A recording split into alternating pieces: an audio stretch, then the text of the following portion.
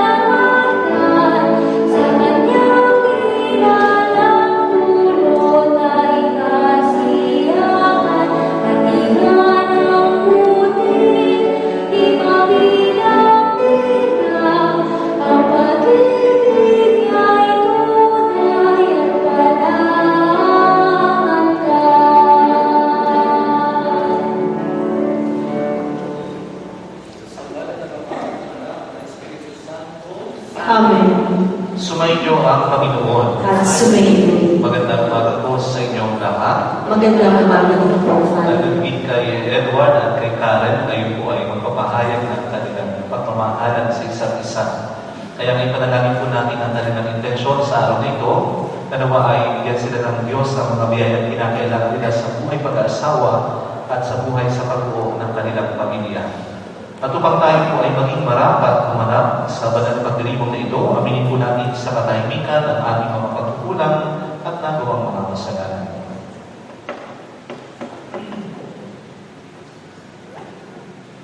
Sabay-sabay po natin sa piling, inaamin ko sa makapangyarihan ng Diyos at sa inyo mga kapatid na lumaang nagkasala sa isip, sa salita at sa gawa at sa aking pagkakulang. Kaya sinasama ko sa mahal na Birheng Maria sa lahat ng bagay ng mga banal at sa inyo mga kapatid na may panalangin sa Panginoong aking Diyos. Kawan tayo makapangyarihan ng Diyos, patawarin tayo sa ating mga kasalanan at patubayan tayo sa buhay na walang hanggan. Amen.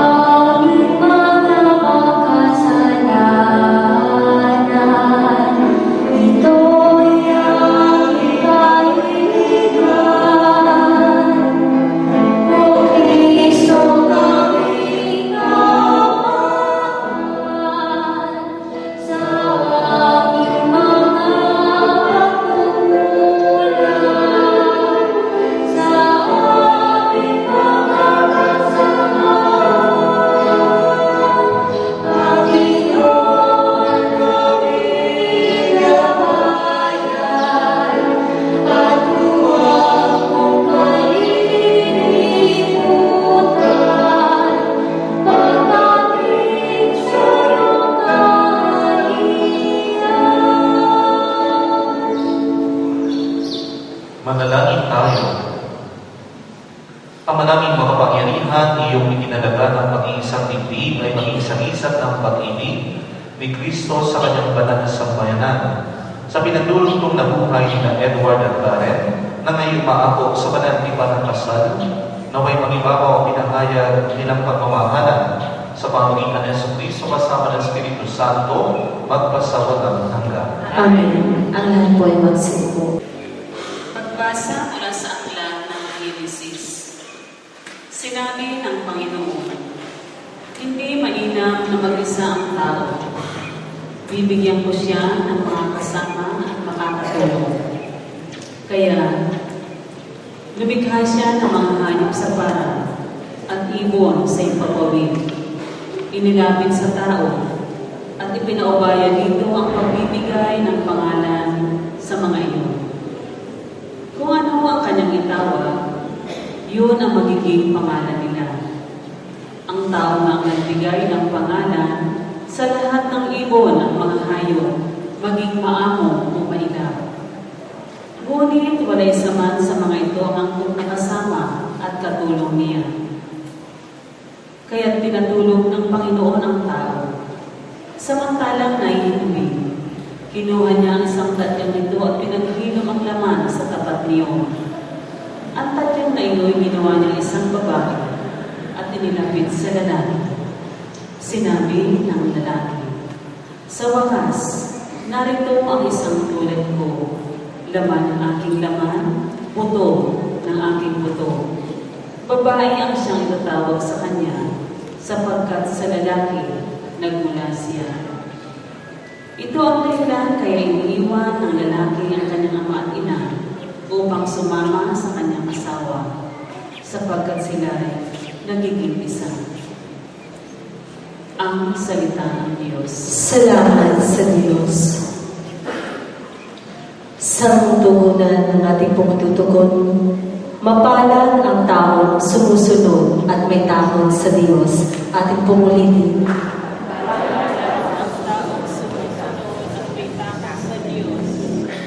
Mapalad ang bawat tao sa Panginoon ay may takot. Ang maalab na tikay sumusunod sa kanyang utos. Hindi siya makukulang sa anumang kailangan. Ang buhay ay maligaya at uunlad ang kanyang buhay. Mapalad ang taong sumusunod at may takot sa Diyos. Sa tahanan, ang asawa ay parang ugasan ng mabunga, bagong tanim na olibo sa may dulang ang anak niya. Ang sino man kung Panginoon ay kusang susundin, buhay niya ay uunlad at laging pagpapalain.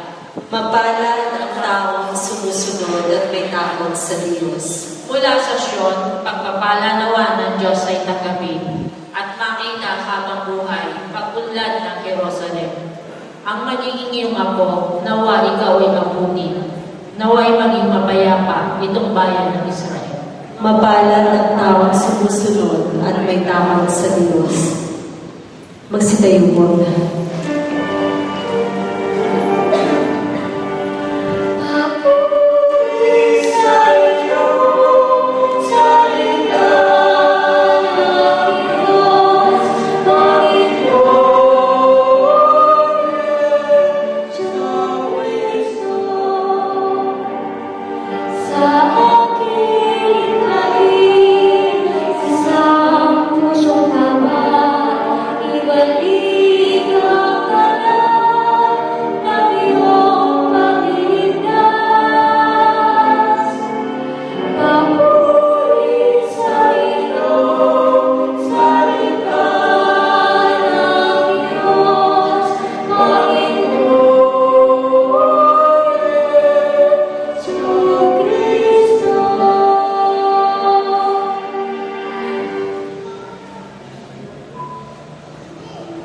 Sumainyo ang Panginoon At sumainyo.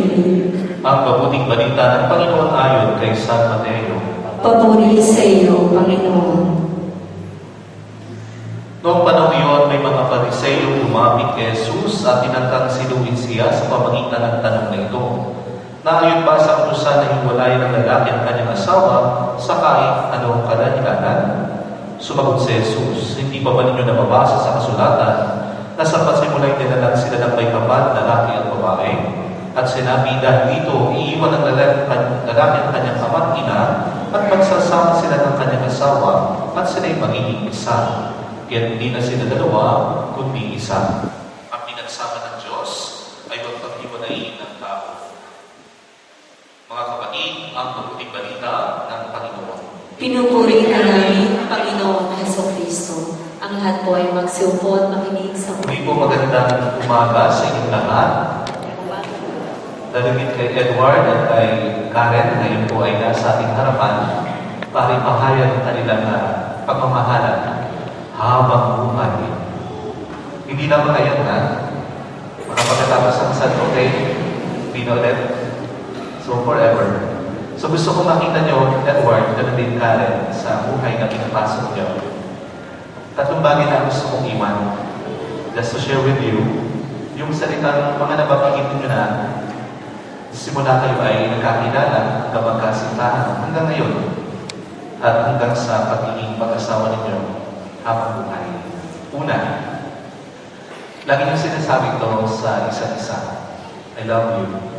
Mahal kita. Gasgas na nga yun eh. We used to eat. Palagi na lang. Basta mag-text. Siguro sabihin niya po, love you. Galing si Karen. Love you, Momo. May galing pa. Banana, mohawks. Chuk-chuk.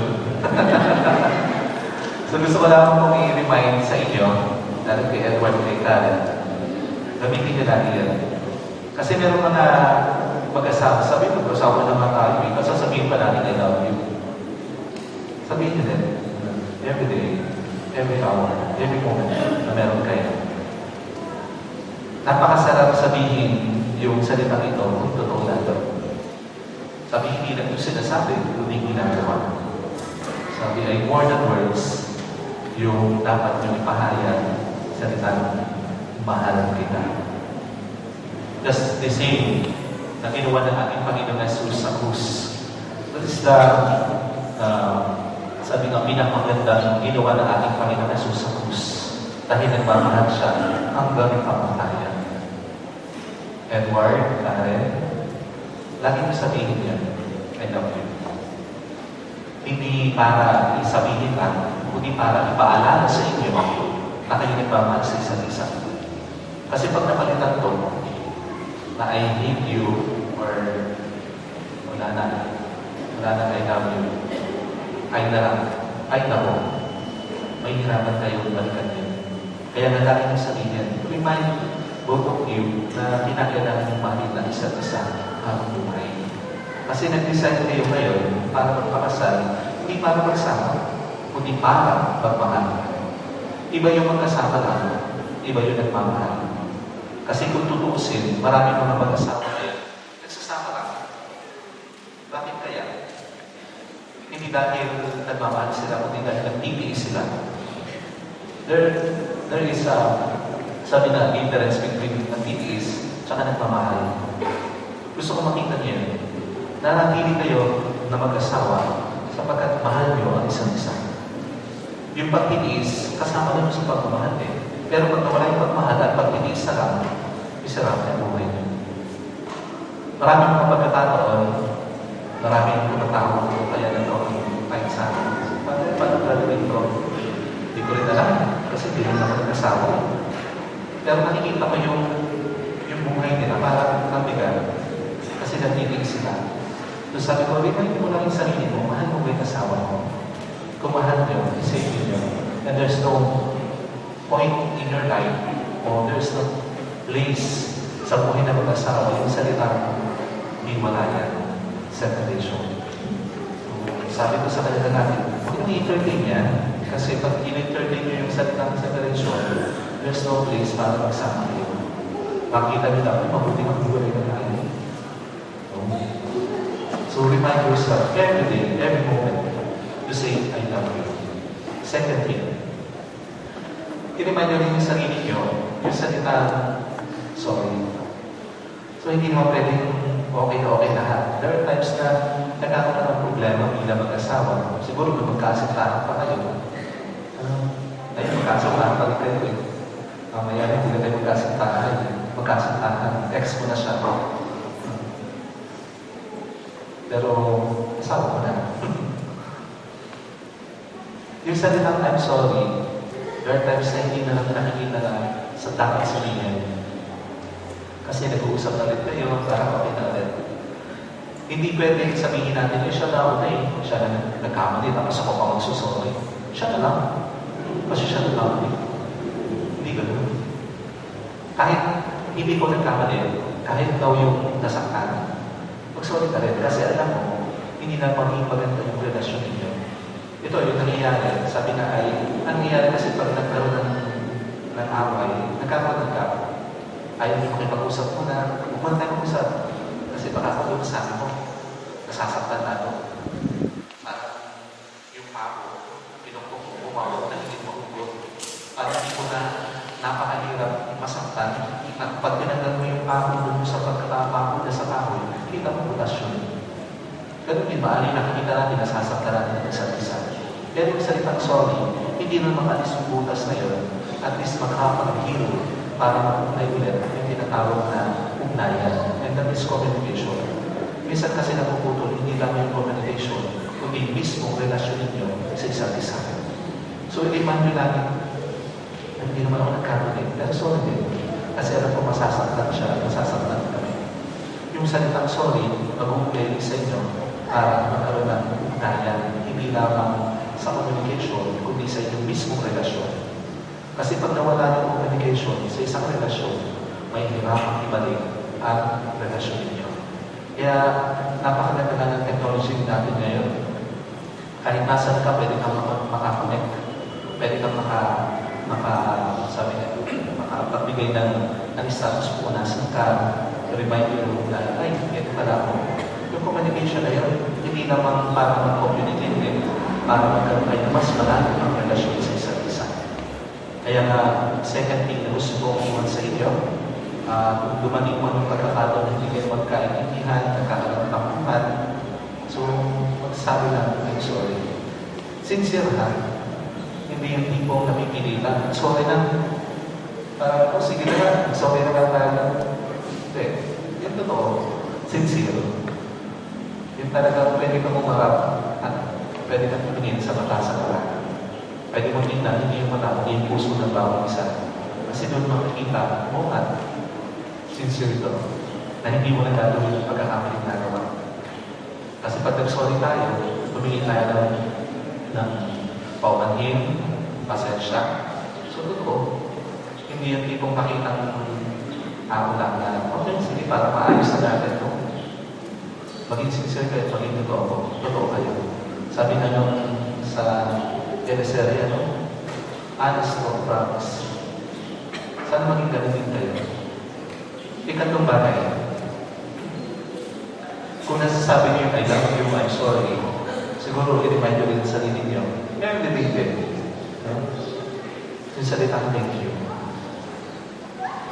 I don't know, kung nabanggit nyo na sa isa't isa, kung paano may nagpasalamat na dumating kayo, nagtagpo kayo sa buhay na ito. Kung paano maaaring nasabi niya, Lord, thank you kasi dumating ka sa buhay ito. Ganun din si Karen. Magpasalamat kayo.